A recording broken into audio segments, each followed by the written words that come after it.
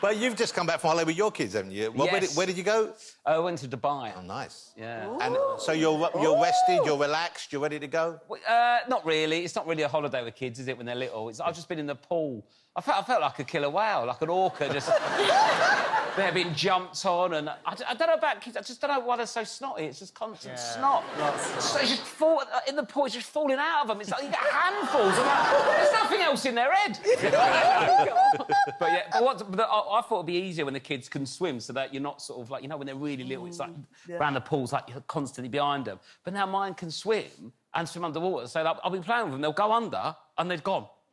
And there's no kidding. And then all of a sudden, one will pop up 4 metres away, going, you're like, I'm trying to get over there, the other one. But it's not a kind of coincidence we're talking about raising children, because, of course, you've got a hugely successful podcast. I don't know if you listen to this, but Rob does a podcast with Josh Widdicombe called Parenting Hell. Yeah. And it's just been a major hit for you, and it was kind of an accident you fell into it, didn't you? Yeah, we just started in lockdown just because it was hard work and we were moaning about the kids and how difficult it was. And then we interviewed Judy, came on it was brilliant, talking about her kids.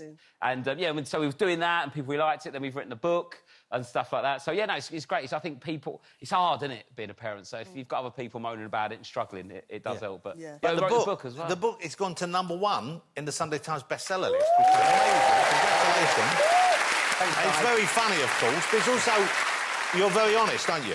Yeah, I think the honesty is key. There's a lot of fake stuff on Instagram, innit, about, like, you know, #blessed and, like, down the park with the kids, and you know it's hell. It's awful. So we're really honest in it, and obviously we speak a lot about kids in the podcast, but in the book, they're all the stories that happened before we started the podcast, so it's all the stuff that's new and you haven't heard. What's the worst mistake you've made as a father, apart from having children? What's the worst mistake you've had as a father in your parenting?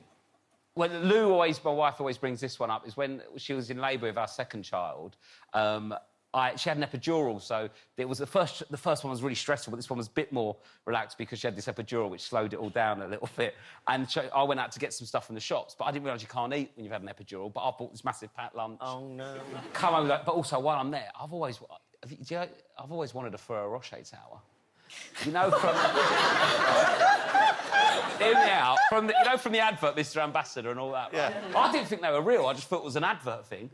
I get in a garage. They've got one for... I've never seen... It was like some sort of, like, divine intervention. I was like, 2 gifts today, a child and a towel. So I bought it, and then I bought enough to stack it, which was quite expensive. Anyway, so I've got 2 bags, one full of Ferrero Rocher and one with sandwiches, and I bowl in to tell Lou the exciting news. And weirdly, she's not bothered. And then I go to eat it, and the nurse is like, you can't eat. Well, she can't eat. And like, so in the end, I ended up in a toilet on my own. I just got in. Having a lunch and a Ferrero Rocher tower. Best day ever. It was, do you know what? It was a better day for me than Lou. Yeah. But, you know, that is what a lot of the early days when you're a mother or father, I think it is panic. I think everyone panics a bit because it's this sudden responsibility. Tom, how were you? Did it take you a while to settle in? Or? It was just... I think the weirdest moment was when you finally are on your own with your kid, and you know that little human being is, like, solely relying on you to keep them alive. And I think that was the scariest thing. I remember shutting the door and putting him in his car seat and being like, what the heck are we doing now? You can't believe they're letting you go home on your own. I know. It's like, it's... When the baby's there and they go, do you want to put the baby grow on? I'm like, no. Surely you know you're better than me. You do this every day. I don't know what I'm doing. And you just get this, like, basically pipe cleaner arm for a baby. Like, what am I doing? I know. Do you know, I think the hardest thing is, you know, especially when you're in labour, you go through all that pain as a woman, then you give birth, and after all that, the baby looks like the dad, yeah? In that moment, you start to notice things like, I didn't really like his hairline, do you know what I mean? And then I think what's worse for some of us sisters is when you push out the baby and it looks like the real dad. I mean...